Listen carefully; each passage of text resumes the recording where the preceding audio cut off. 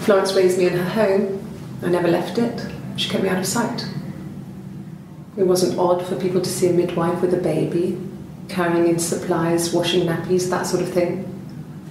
I never knew any different. I grew up looking out of my window and seeing her across the road. I thought it was like a reflection in the mirror. She was me.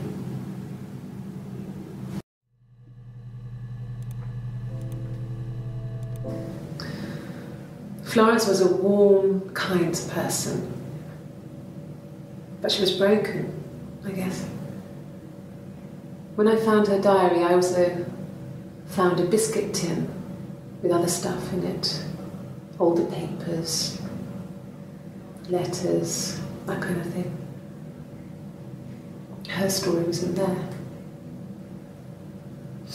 I never really spoke to her about it. I was far too young to really understand, I guess. I just put it together later, once I was older. She had loved children, planned to have a large family, but her husband died in the war. And that was back when you married for life. She never felt like she could marry again. Isn't that strange? She was a widow from her 20s. But, I mean, I guess it was different then. You know, you married for life and she felt she could never marry again. I guess it was harder, a war widow. One of the dead. I don't know, maybe there was more to it than that. I don't really know.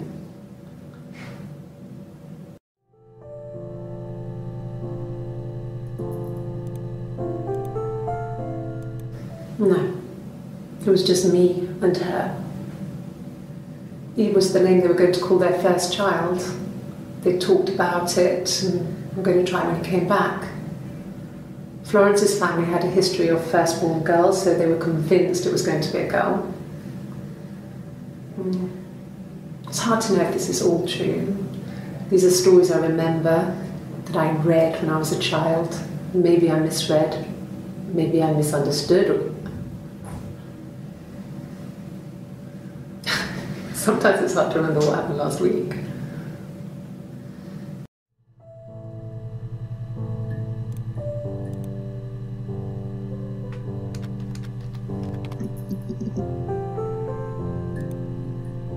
No, he doesn't keep a diary. That's my thing. I've kept one, well, as long as I can remember, since I was a girl. It helps make sense of my day. And when you're forced to put something into words, it just gives you perspective.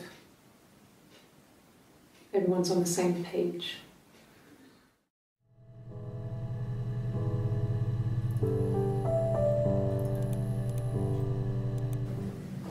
It just became our way of life. We would swap places and take it in turns to do things. And we were very careful. Whoever had been out that day would come back and write a detailed diary so that we were on the same page. We had a list of rules that said what we could and couldn't do in any given situation.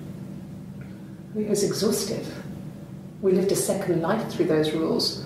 Rules for things that could only ever happen inside our imaginations. We would consider all the permutations of future events and agree rules to walk our way through them.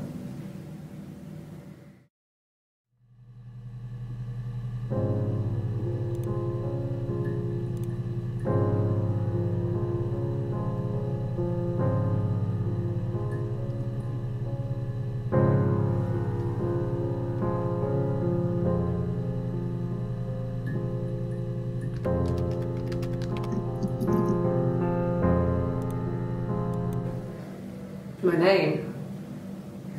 That was the only question I failed.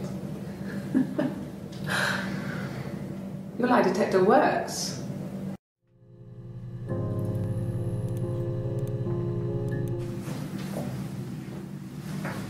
He saw me singing one of my shows. Pure chance. Not sure I remember what he was even doing there. Afterwards, I had a drink at the bar and he came over and we got talking. I knew who he was. Obviously I knew who he was. But he didn't know who I was. He was fascinated by the likeness. He guessed my name from my tattoo. Told me it was a palindrome, like that would impress me. I enjoyed talking to him. It was amazing to be able to sit and interact and talk to him after all this time.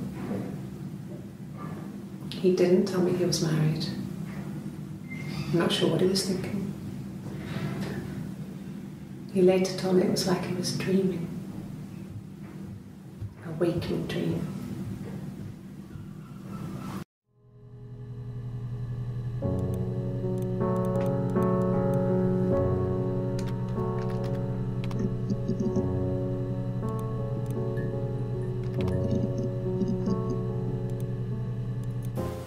Oh, my tattoo. I got it to express my individuality.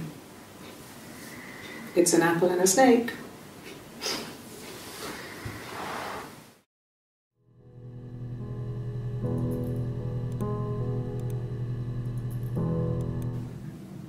So I moved out.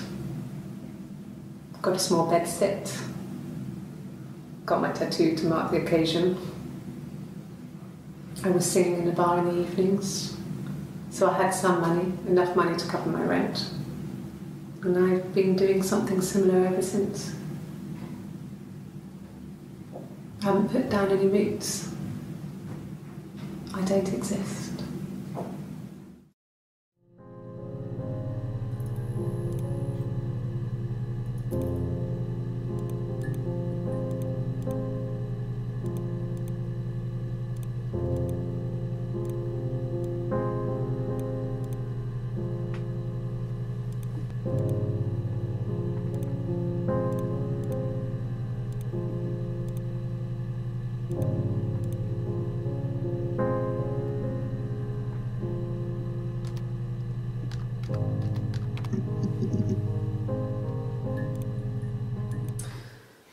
This other person doesn't exist. I don't know what the blonde wig is, but it could be anything. Have you looked at the cat flap?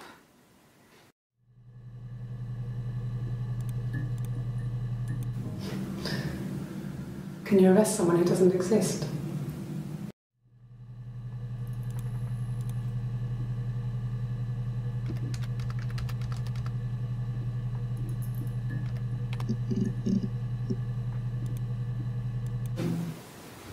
No, they were shut.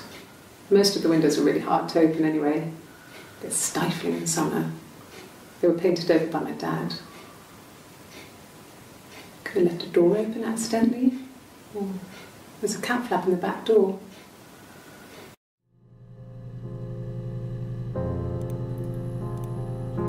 No cat. My parents had a cat before they died called Domino. It was this little black thing with white dots. And we never did anything about the cat flap, but if you were thin, you could maybe squeeze through it.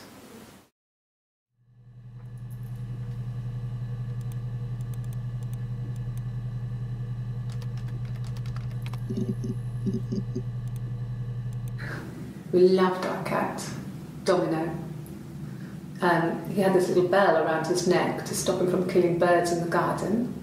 And we used to write each other notes and put them in the bell, and we could send them to each other. Mum found some of the notes once, and she thought I was just writing to myself because our handwriting was identical.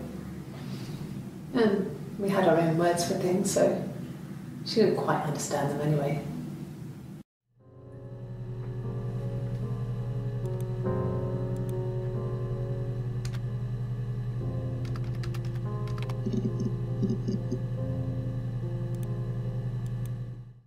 Yeah, I had to let myself in. The door locks if it swings too.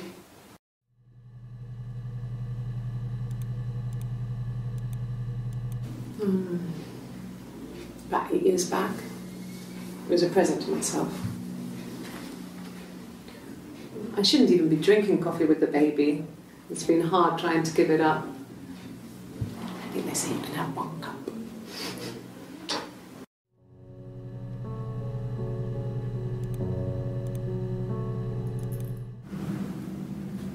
Mother wanted me to grow my hair long, but I kept cutting it myself. I wanted to look like my reflection. She always had short hair when she was little. Mother would hide the scissors, but I would find a way. Cut it with a bread knife, something like that. My reflection would always leave her house and go on adventures, but I never could. Mother taught me at home, and I had books and TV. Oh, TV was magical, but it was only on when it wanted to be, so I spent a lot of time reading books.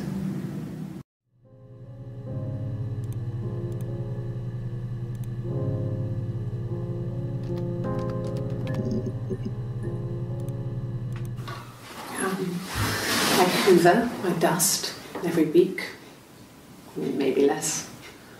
I once asked Eleanor how often I should dust, and she said, if people ask, tell them you do it once a week, but every few weeks is okay. I think she was just trying to make me feel better. I mean, when I was there, she was hoovering every day, ran an ordered house. You know how that generation is, putting on a brave front. She has secret stashes of cigarettes. Doug doesn't even know she smokes. When I was there, I saw her. She has these sort of porcelain vases, ornamental, next to the Reader's Digest books. Cigarettes inside. And she still has them. I mean, last time I was there, I looked in a vase. There was a fresh pack. I mean, all those years of marriage, and she still has a secret like that.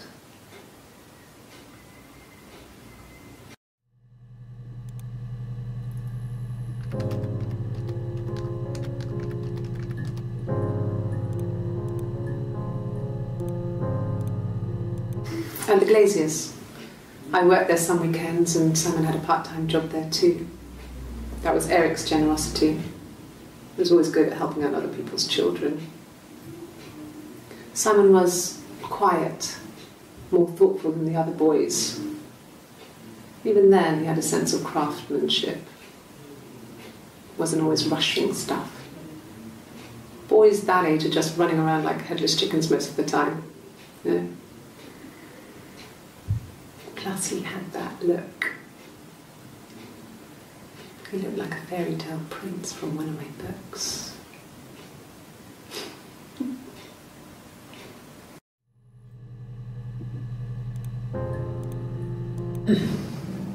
Yes.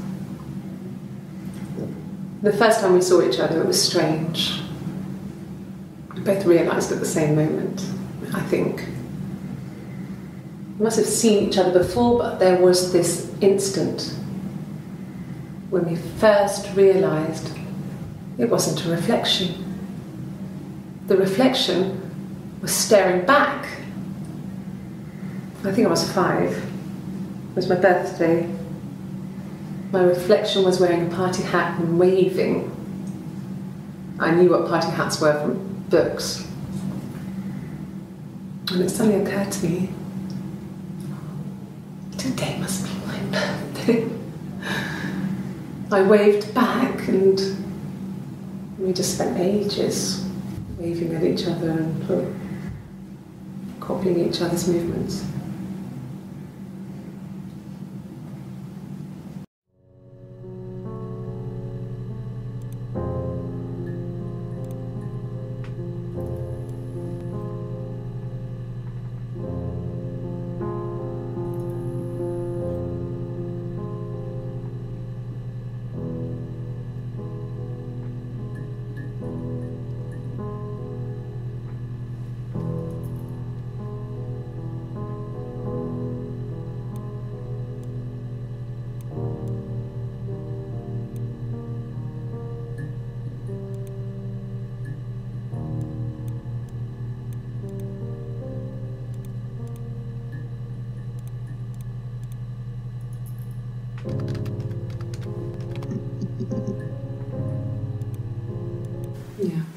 I've been round to Doug and Eleanor's and they're very worried.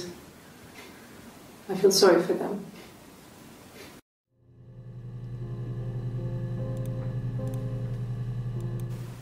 Okay. I parked up in the street. It was busy, so I had to park down the end of the road. Walked up, knocked on the door, no answer. I took my keys out of my bag and unlocked the door. The main lock was unlocked. You can tell because the key doesn't turn when you try to turn it to the left. I walked in. Simon's coat wasn't on the peg. I couldn't see his shoes in the shoe rack. I shouted out. I walked straight into the kitchen because he usually sits in there to have a cup of tea and read his paper, but he wasn't there. I touched the kettle. It was cold. I looked quickly in the living room. Nothing. So I walked upstairs to the bedroom and he wasn't there. I didn't search for him because it was pretty clear he wasn't there. I had a shower. The phone rang whilst I was in the shower. I didn't answer it. I think it was Eric. Then I was just exhausted. So I lay down on the bed and I fell asleep, though I didn't mean to. I woke up a couple of hours later and I was surprised to see no one in the bed next to me. And then I remembered where I was and what had happened. That's when Eric called again. This time I spoke to him. Then I called Doug and Eleanor. And then I decided to come and see you. That enough?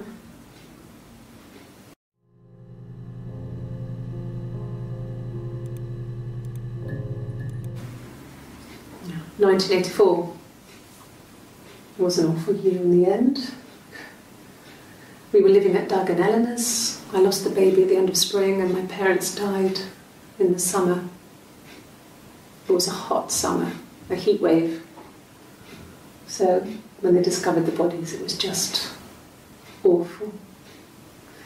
Because of the circumstances, them dying together like that, they brought in a lot of police. A forensic entomologist. I had to look that up. It was because of the heat. It was just awful.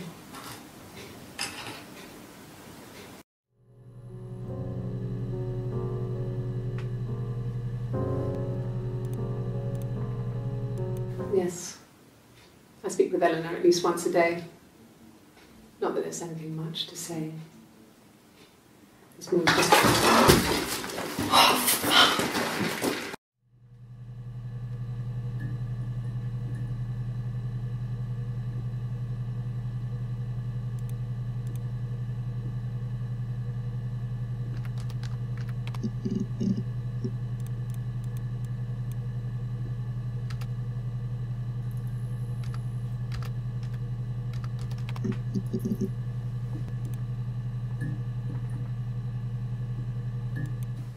He was wearing a shirt, it's a blue turtleneck shirt and jeans. He has a watch, it's a really nice one. That was a gift from his boss, Eric. He had his coat, a long grey duffel coat, like Paddington Bear. He would have taken that with him, it's not in the house.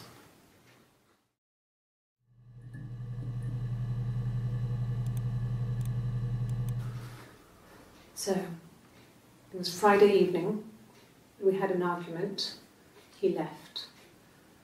On Saturday he didn't come back, I waited all day.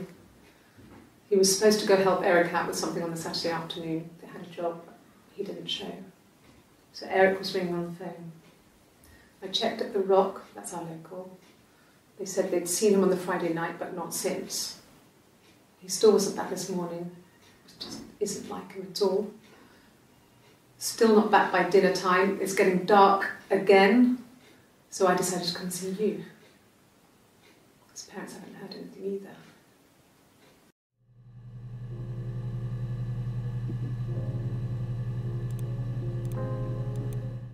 No. I think he spoke to Helen. She said he was upset about her argument, but I'm not sure what else he said. He likes Helen. He likes blondes.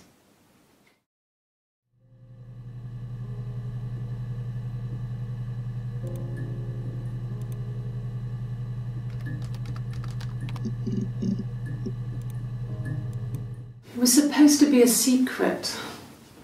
Just because Simon is dead, it doesn't mean I have to give up all his secrets. It doesn't have anything to do with what happened to Simon. No one murdered my husband because he cheated his expenses for a romantic weekend in Oxford.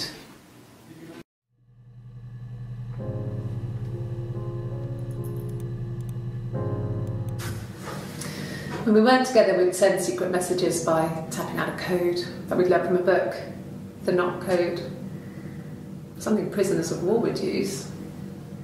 We'd tap them out on radiator pipes or the attic floor.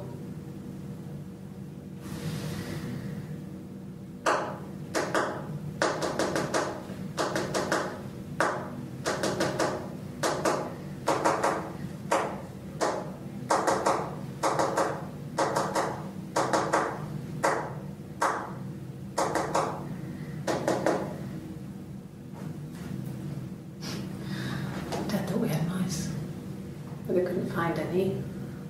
Bought a cat anyway.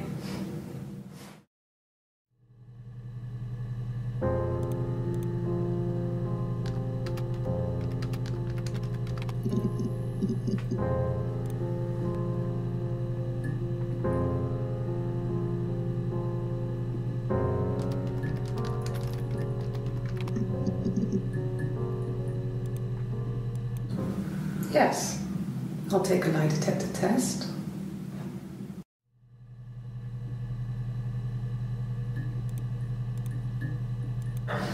I've never taken a lie detector test before. Does it really work?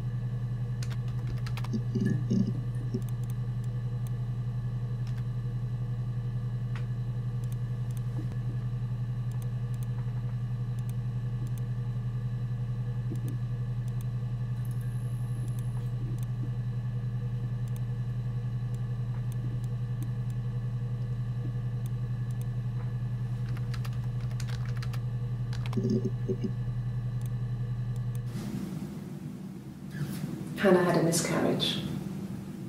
This was late in the pregnancy and it left her infertile. Felt like the universe had corrected its course. We were aligned again. But Hannah and Simon were still living with his parents. They were married. Simon had a job at the Glaziers now. Eric had given him a full-time position after he left school.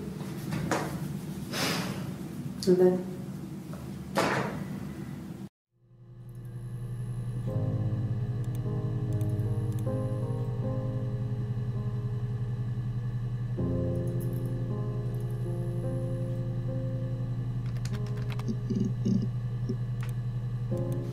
Yes, there's a car that we share, a Cavalier, and a van he uses for work. It's owned by Eric, but we look after it. Both of them are there now, parked in the street. I'm not sure about the keys for the van. I can look for you when I get back.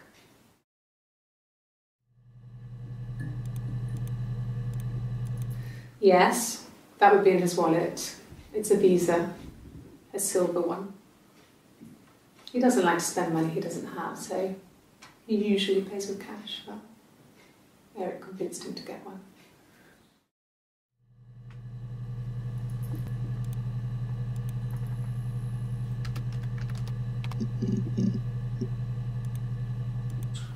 He has a wallet, a huge, silly thing, leather, real leather, I think. He packs it full of stuff, business cards, receipts, lottery tickets.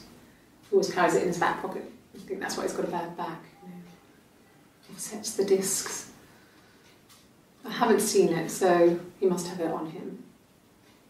He always takes it out of his back pocket before, when he comes in, if he's in the house.